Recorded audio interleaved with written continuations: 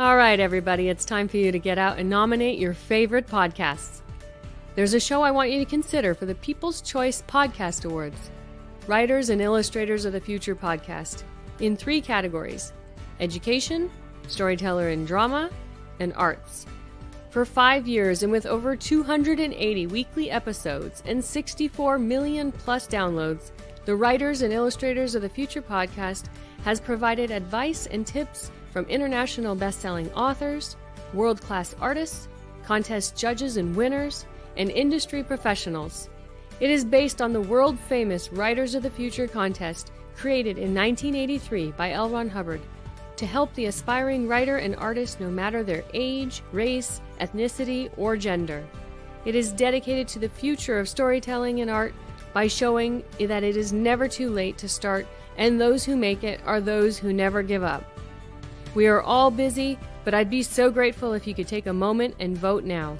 Go to podcastawards.com to nominate the Writers and Illustrators of the Future podcast in any or all 3 of the categories: education, storyteller, drama, or art.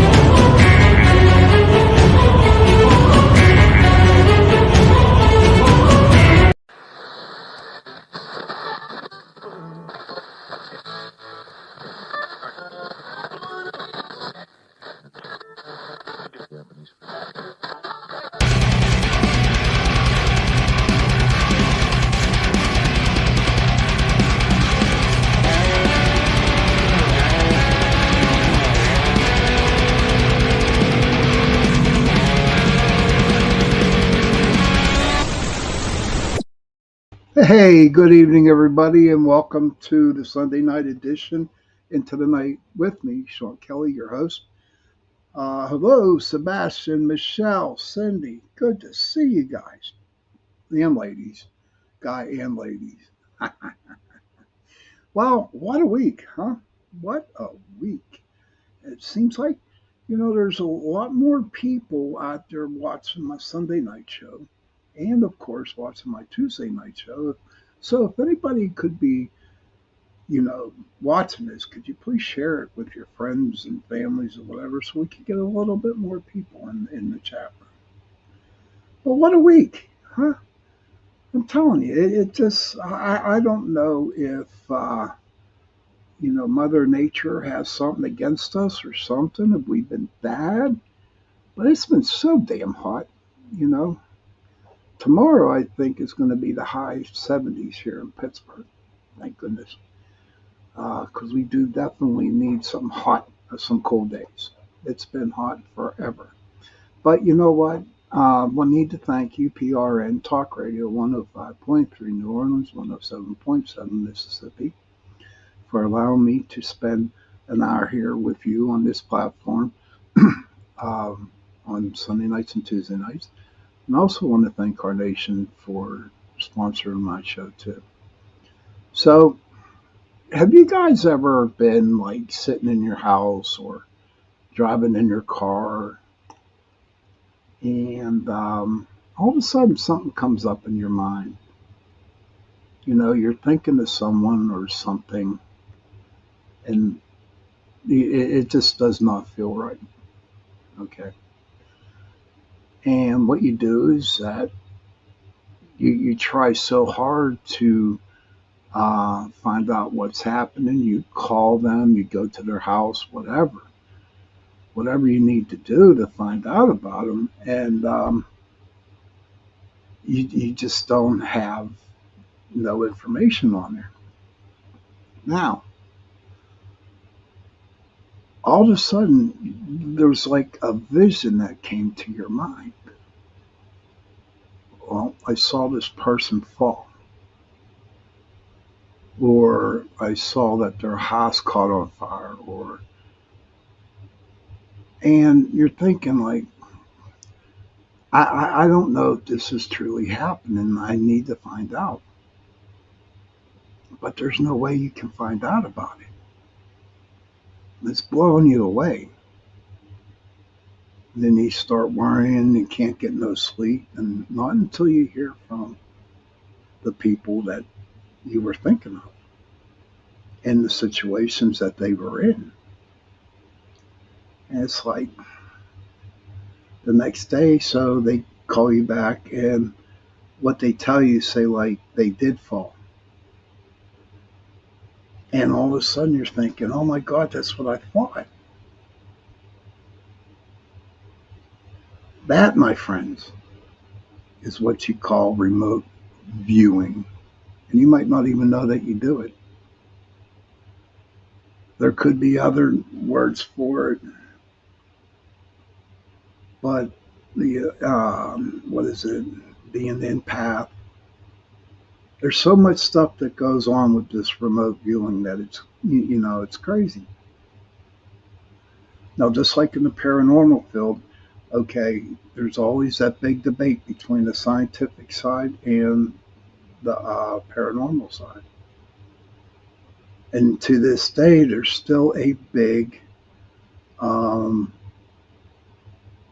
science say that there's not enough evidence to prove that this is happening. And then got the paranormal side saying, hey, listen, this is happening. This is what I saw. Somebody gave me a name and a place. And if I could see something at the place, what's happening? And usually someone sends them a picture, and then they close their eyes and they try to put themselves into that picture, that area in which they ask you to do it. Now, could it be astral planing? Could you astral plane and see this?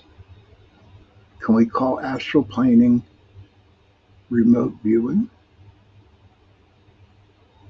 Or could it be your third eye looking into this?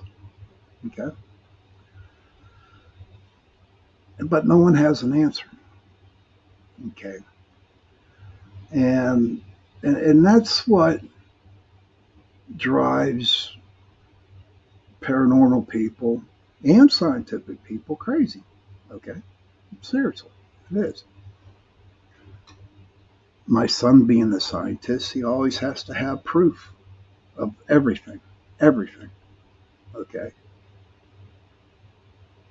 And a little background with my son, okay, his mom was Catholic and they went to church every Sunday growing up. He was an older boy, the whole 9 yards.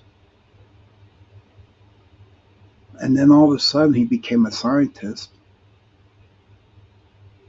And he'll flatly come out and tell you that God doesn't exist. I'm not mad at him. I mean, it's his choice, you know, because there's no proof of him. There's no proof of God.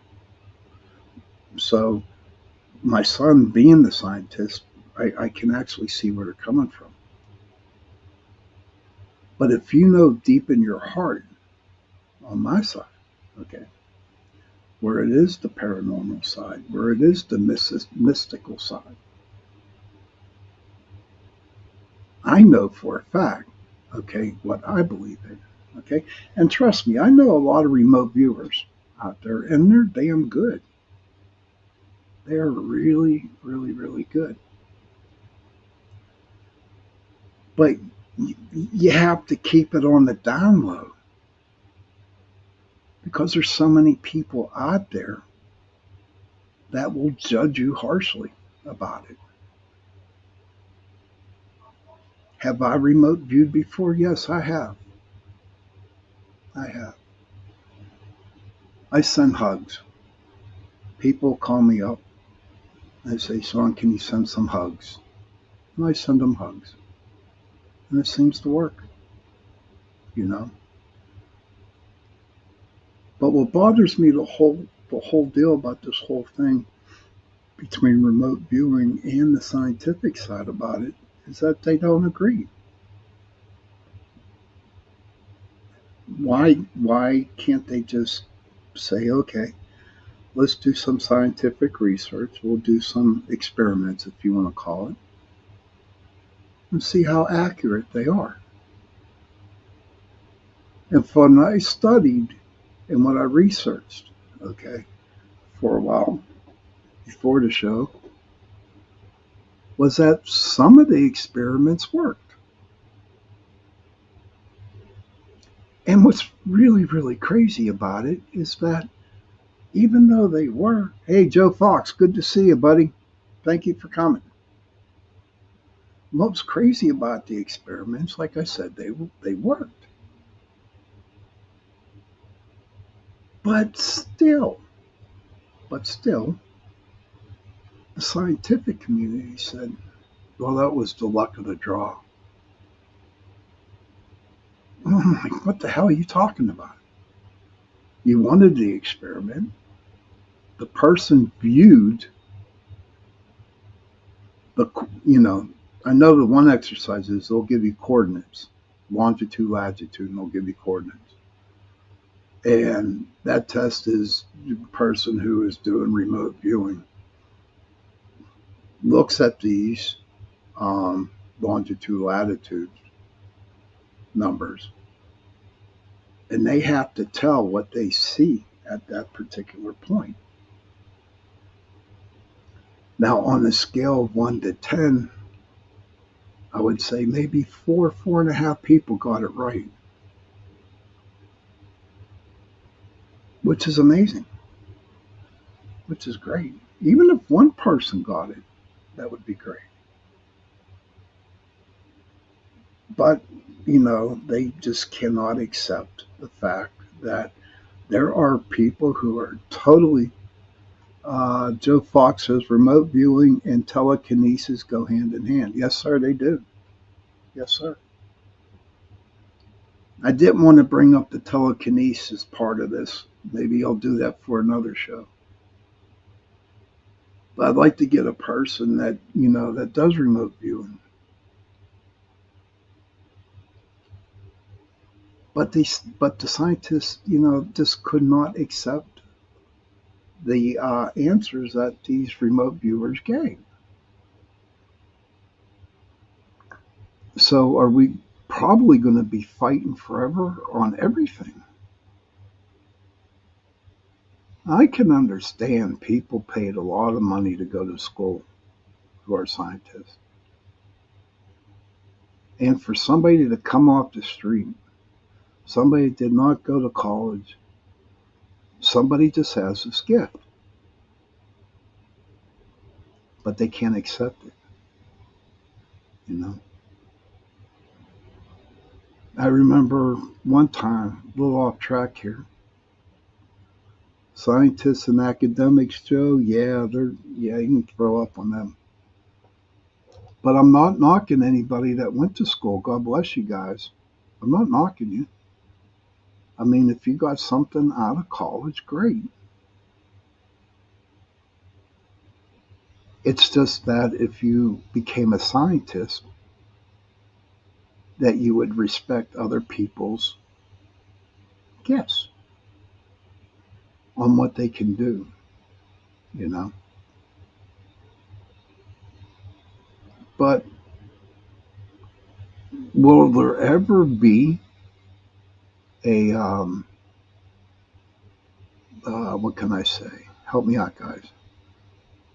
An easy medium. That's a medium between scientific and paranormal into the remote viewers, which I would have to say could be, you can put that on the paranormal side. You know, I just don't know. What is everybody's thoughts on this? Can you please, who's in the chat room, please feel free to speak. Michelle says, I had experiences as a child. I totally believe in it. Awesome. Thank you for sharing that, Michelle. Thank you for sharing that. If you'd like to share one of your experiences, feel free to. I can read it to everybody. Excuse me, I'm just settling in on the chair. But that's what Joe Fox says. We are living in a spiritual world, Sean, my friend. Every day I learn more and more listening to you and guys like you. Thank you, Joe. That was pretty nice. And you know, and I appreciate that you are learning stuff from me in the spiritual world. But you know what? I learned it from people before me. Oh yes, Michelle says the government has done research on the download. There's more than the download, Michelle, but I got some information about that I'd like to read. So, remote viewing is the practice of seeking impressions about a distant or unseen object, purportedly sensing with the mind. A remote viewer is expected to give information about an object, event, persons, or location hidden from physical view and separated at some distance. Cindy Simpson says, I believe in remote viewing as my friend Sue is very gifted at remote viewing. And there's a lot of people out there, Cindy, that are gifted. And I know one right now. I know a couple, two or three of them, but the one I know personally, I'm telling you, she's the best. And I believe that, they didn't have to work on it. That spirit actually gave them the gift to do it. My problem is, Cindy, is that no one will give them kudos on that. You know what I mean? No one will give them kudos, which I think is a bunch of bullshit. I really do. You know. And yes, the military, the government, they did do experiments. In fact, I've got some stuff here. Of course, I got my notes, so I'll be reading off my notes here. But the history, in early occult and spiritual literature, remote viewing was known as telesesia, whatever, Telesthesia, and traveling clairvoyance. Rosemary Gully described it as seeing remote or hidden objects clairvoyantly with the inner eye, or an alleged out of body travel. I believe that. And that's why I mentioned it earlier about that. Are we using the third eye? Are the remote viewers using their third eye?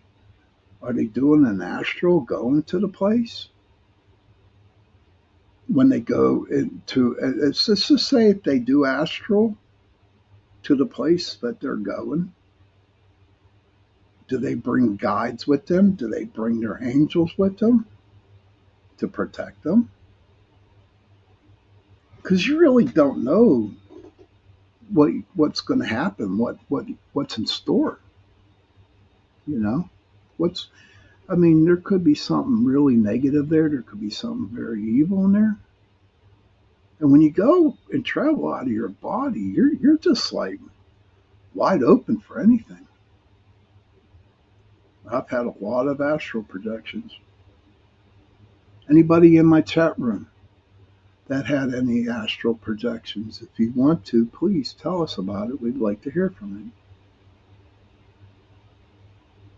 In this room, you can talk whatever you want to talk about and say what you want to say, because the people who are in my chat room, the people who listen to my show, they don't judge.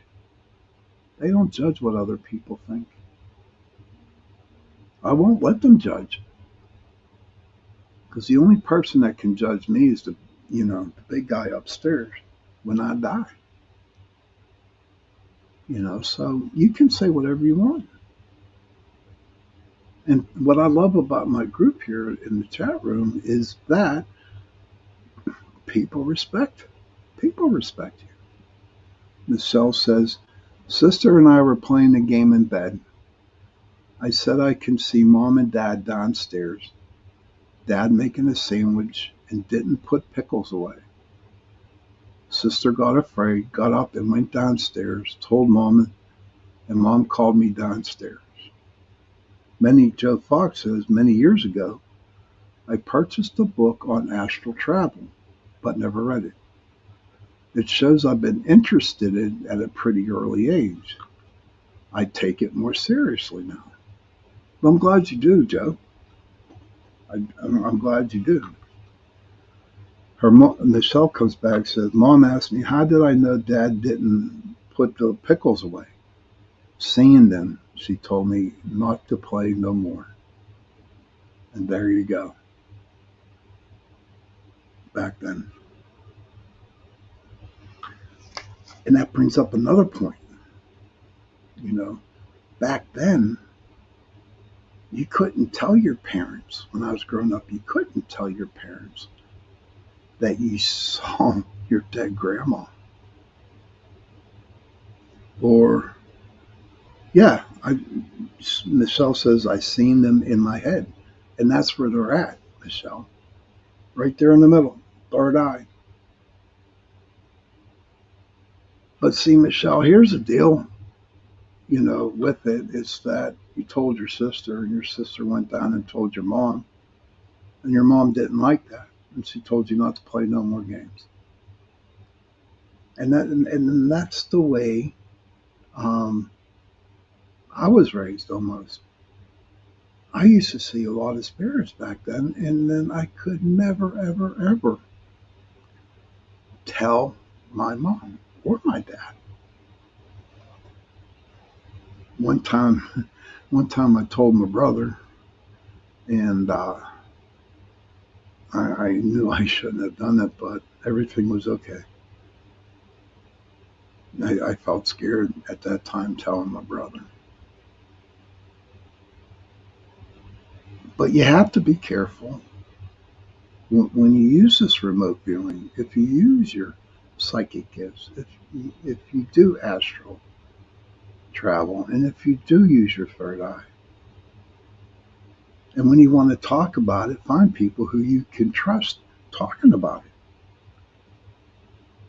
And that would be other mystics, that would be other people in the communities that you can talk about it.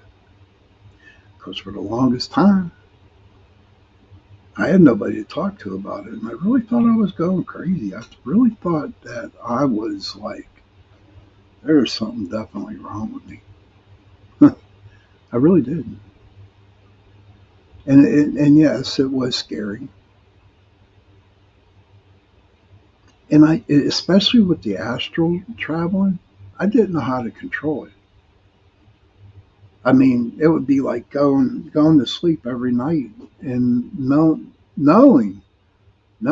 that I am going to be getting out of my body. Everything went for me. Now I don't know about other people, but when I go and do my astral, right, everything is black and white to me. That's what I see. I do not see colors. I don't see colors at all. I just see black and white. And I usually don't go very far. I'm usually staying close to my body because I'm afraid to go out there further. But when I do it, what's really crazy is that I see other spirits in my room. Like full body.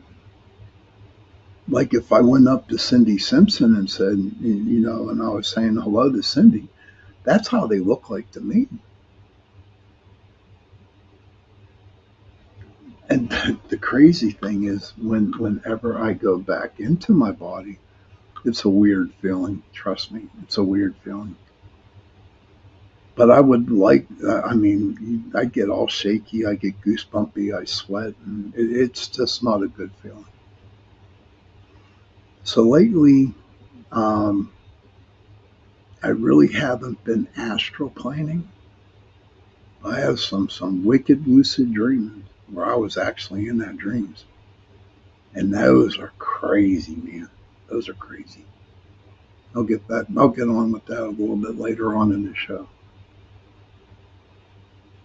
But I want to share this one astral, traveling thing.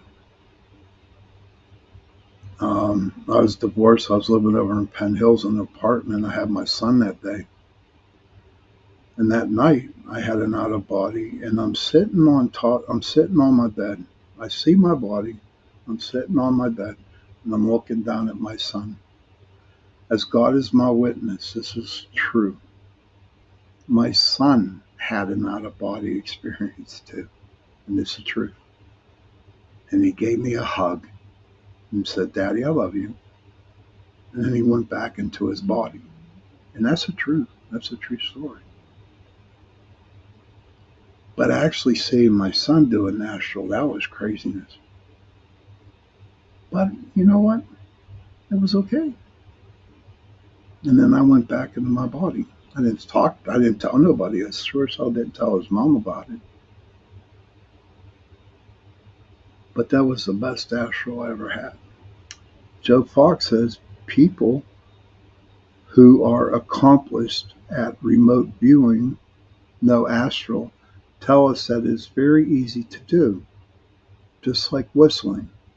I can't really do it, but I know once I learn, I too think I will be saying it's easy. Interesting, Joe. Interesting. I'm going to have to ask my friend about that. You know, like right now, as you all know, for me, I don't investigate the paranormal no more. I don't.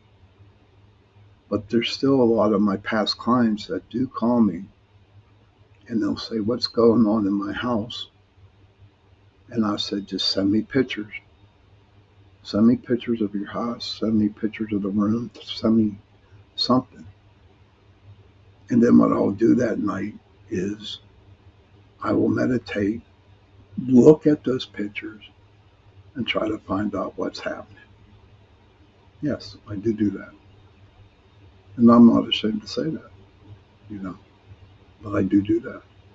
And usually I would say on a scale of 1 to 10, I'm about an 8, you know. But I'm the type of person that will tell you straight out, this is what I see. Now, it might be right, it might be wrong, I don't know. But this is what I see. So yes, I do some of that remote viewing. And to be honest with you, everybody out here, if you gave me coordinates, I wouldn't, you know what? I would doubt myself. I couldn't do it because I doubted myself because I'd be scared. Yes, I do get scared. The two reasons I get scared is because people, A, will ridicule me and tell me I'm full of shit, and B, beat myself up really bad because I didn't get it right. No matter how hard and how much trust, you know, and and doubt. And I learned never to doubt what I see, hear, feel, or smell. And there are times though, if someone gave me that, um, the coordinates, I would be too scared to do it. But if you show me a picture or something, yeah, not a problem. I can definitely do something like that.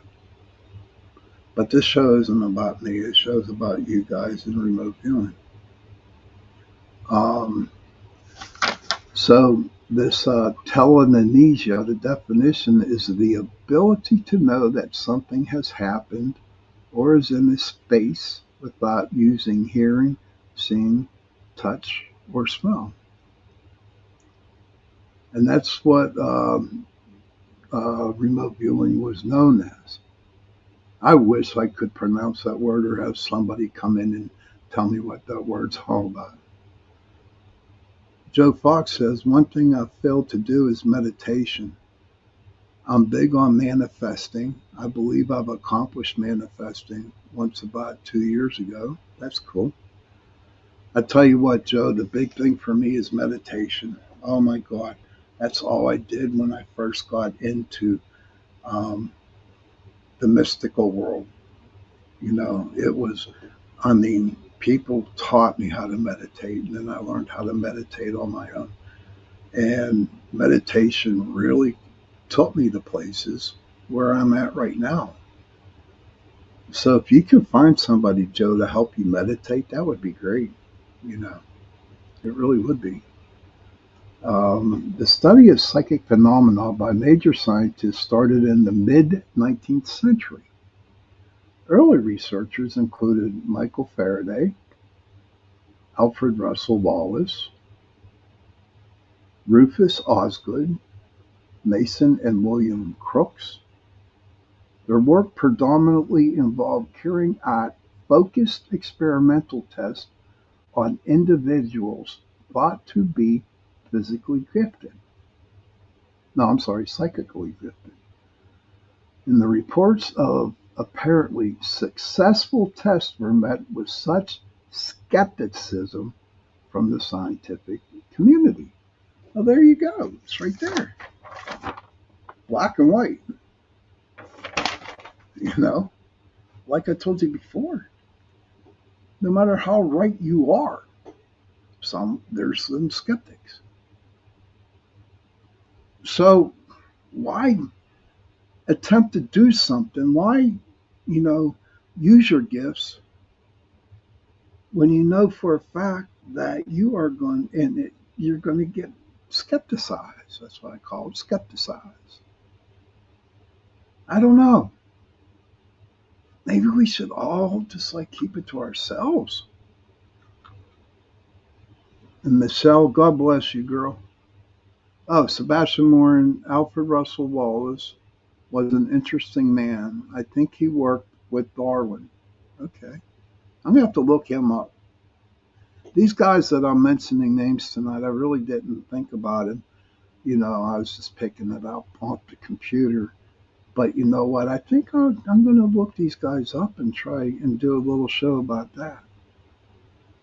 Michelle says, thick skin in this game. It's not easy. Family and friends thought I was crazy till I got cameras. Mm-hmm. And Michelle goes, I'm okay now. I believe it. That's what matters. And that is true, Michelle. But the driving point behind that, my friend, honestly, is that you have all this evidence and you know it's happening. Okay. But there's that one little part inside your body, one part of you that wants to say, I need to tell somebody about this. So they wouldn't think I'm crazy. Been there, done that. So who is it? Okay. So they call this remote viewing pseudoscience. It's a collection of beliefs, statements, or practices that are presented as scientific and factual, but not capable with scientific methods. It's also characterized as contradictory or unfallible confirmation bias. I'm glad you're here, hon. I'm glad you're here. That is so cool. I'm glad you're here. And I'm glad you listened to my show. Joe Fox says, this is why I love your show. Always great topics in non-judgmental atmosphere. Thank you, brother. Thank you, Joe. Appreciate that. I'll say that again. Joe says, this is why I love your show. Always great topics in non-judgmental atmosphere. Thank you, brother. Thank you for saying that, my friend. But listen, we're past the 30-minute mark. I'm going to take a little quick break. Guys need to smoke a cigarette, go to the bathroom, do what you got to do. I'll see you back here in 70 seconds.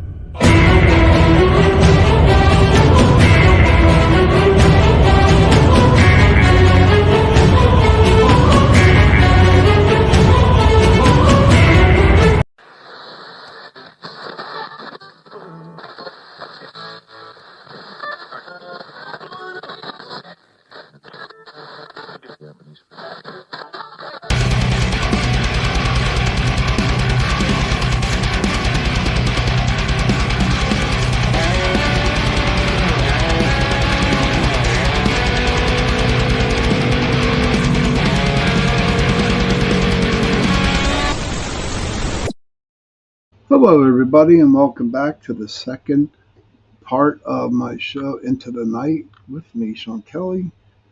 Want to thank UPRN Talk Radio, 105.3 New Orleans, 107.7 Mississippi. And I also want to thank Carnation for being one of my sponsors for my shows on Sunday night and Tuesday nights. As you all know, I have a Tuesday night show too, 8:10 to 9:10 on UPRN Talk Radio. So in the first half of the show, we were talking about remote viewing. Is it mystical? Is it scientific? So everybody out here listening, people in the chat room, I'm going to ask you that question. What do you think remote viewing is? Is it mystical or is it scientific? Like I said, you can answer if you want. If you don't, that's okay too. No one's here to judge you. But I have couple more stuff that I'd like to share with you that I looked at. I mean, I don't know. For me, when I look for something, I get so many. I get printed out. Oh, also, I want to thank the Castle Shannon Library here in Castle Shannon for letting me do my research there. Okay, they let me print out stuff that I find on the internet.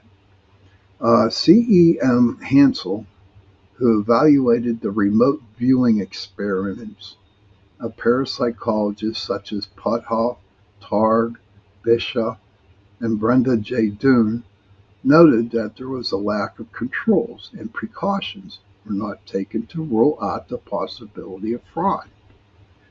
He concluded the experimental design was inadequately reported and too loosely controlled to serve any useful function. The psychologist Ray Hyman says that even if the results from remote viewing experiments were reproduced under specific conditions, they would still not be a conclusive demonstration of the existence of psychic functioning. He blames this on the reliance of a negative outcome. The claims on ESP are based on results of experiments not being explained by normal means. What a bunch of horseshit. What a bunch of horse crap. Excuse my language. Joe Fox says, definitely mystical. Science is a human way of explaining something we have no ideas about. Thank you for your answer, Joe. Joe Fox says it's mystical. Anybody else? Michelle, Sebastian, Cindy, please tell me what you think. Do a little polling here. Is it mystical or is it scientific? But what I just read, think about it, guys and girls. No matter what you do, no matter what you say,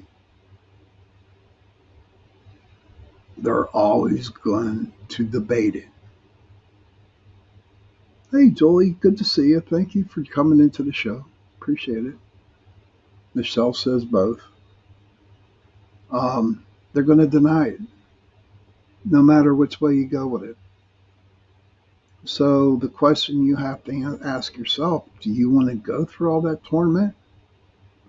Do you need to go through and listen to a bunch of bullcrap what these people are saying?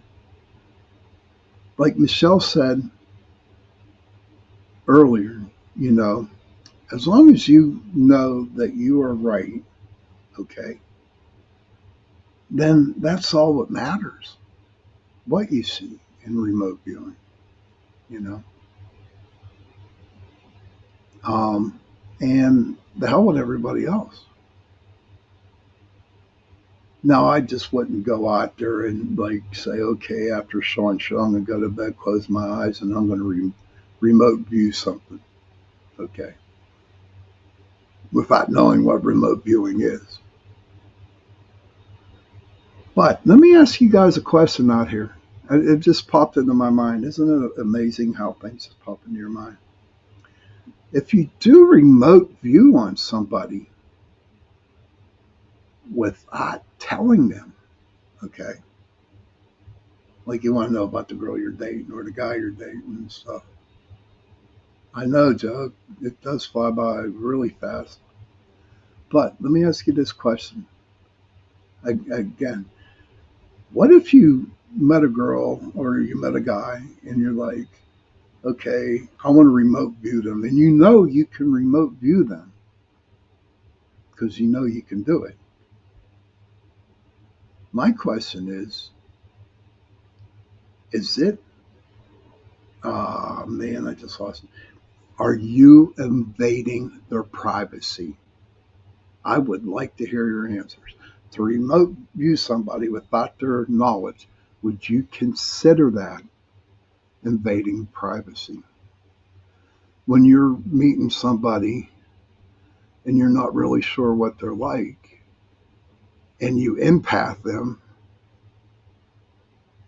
are you invading their privacy without asking them their permission? All the time, all my life that I've been into um, reading people, empathing people, remote viewing people, I never, ever, ever would invade their privacy. Honestly, I would not do that. So I cannot remote Simply Sue. I remote viewing worked with PIs to help find missing people. God bless you, Simply Sue. Thank you, Sue. That is sweet. And that's great. And see, look at Sue. She does it to help PIs. I've helped the Pittsburgh Police Department a couple times, you know. But as long Cindy invited you in. Thank you for inviting Sue in. Wow, that's cool. Love you, girl. Love Cindy. She's like my best friend in the whole wide world. But is is it invading somebody's privacy? I believe it is. I truly do. And so I don't do that unless I get permission from other people to do it.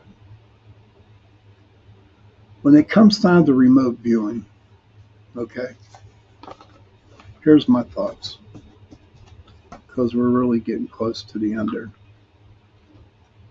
My thoughts is remote viewing is awesome. It's great. Love you too, Cindy. Remote viewing is a tool that is used for the good. Now, it could be used for the bad, but I think it is definitely used for the good. You need to do that. We need to have people who can remote view. We have to because, I mean, someone calls me from West Virginia or Ohio, and they say, Sean, can you look at this picture and tell me what you see? Instead of me driving in my car, traveling 6 to 8 hours just to sit in the house and doing what I would be doing by looking at a picture. Joe Fox says, I would love to remote view my high school crush, but I probably wouldn't. I don't think. Ah, now see, I'll tell you what, forgot to tell you though, and this is true, and I'm sure Sue and whoever reads and whoever does psychic work, if you use your gift for your own personal advantage, you're going to get bit in the ass by spirit. Honest to God, you will get bit in the ass. I've been bit many a time. I've been bit many a time. And the other thing that you need to watch out for is your ego. Sure, you do some stuff for people. You look at pictures, tell them what's up, do a little bit of empath work, and then you do some remote viewing and stuff like that.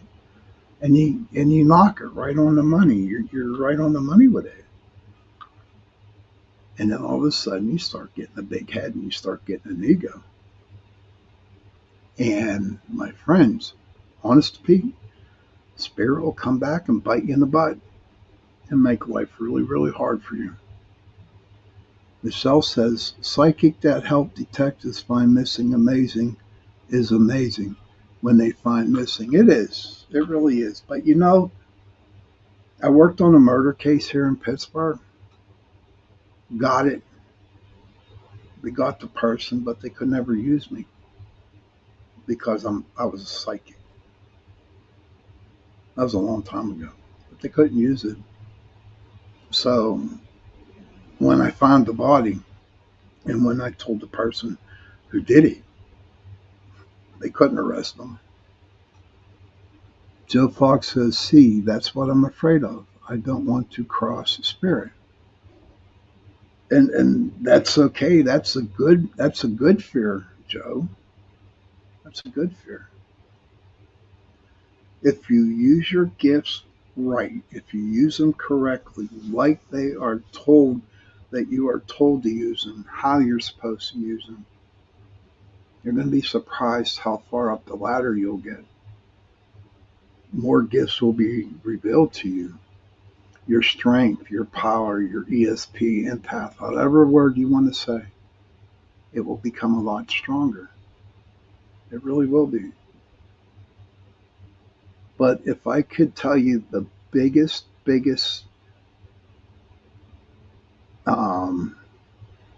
not excuse, but the biggest thing in this field, the remote billing, the psychic, the empath, the readers, the whole nine yards, you have to do it with humility, pure humility. You have to be totally humble when you do this work. You do. Again, if you don't do it while being humble, and again, spirit will bite you in the butt. You know, a lot of people think that, oh, it's cool being a psychic, it's cool doing this, it's cool doing that. You know what? It is, but there are really some hardcore consequences out there that you may, end up with. And we don't want to see that happen. Can never be afraid, Joe. Can never be afraid. And if I can give you one more piece of advice, everybody, and especially when you're learning how to do this type of work, never, ever, ever doubt yourself. Seriously, never doubt. Always trust what you hear, what you see, and what you feel, and what you smell. Always, always, always trust it. And I'll be the first one to tell you, okay? It's hard. It's so hard. But until you get to the point where you can trust what you see, hear, feel, and smell, you got it licked. But please don't ever use it for your advantage. Use it for the good, the way it's supposed to be done. Use it for the good. And Michelle's right. Stay humble, extremely humble. So this wrapping up to the end of the show. I hope everybody enjoyed themselves. Don't forget, I do have a show on Tuesday night. Oh, I have a favor to ask anybody out there if they can help me out. Um, I want to do a show on the Appalachian cryptids, and I want to do one on the mythology of the Appalachians. I really don't know who to get in contact with. So if you know anybody that I could talk to, okay, um, please send me a message and tell me their names. Please, I appreciate it. Somebody that knows about the folklore, the mysticism, the cryptids of the Appalachians. That would be so great. Sebastian Moran says many TV psychics are fake. Yes, cold readers. I have met some real ones. I don't think any are real on TV. And that could be it for another show, Mr. Moran. We can do that. We can talk about it because I totally agree with you on that. But everybody, thank you for coming into the show tonight. Thank you for all the people who talked in the chat rooms. It was nice to see my friends, Joe, Michelle, Sebastian, Cindy, everybody. Thank you for coming in. I truly appreciate that. Children, if you can, please go to your parents, give them a hug, and tell them that you love them. And parents, please go to your children, give them a hug, and tell them that you love them. And if you have no children, if you have no parents, find somebody, give them a hug, and tell them that you love them. Because those 3 words, I love you, go a long way. And on that note, everybody, good night. Have a good evening. See you Tuesday night. Happy hunting.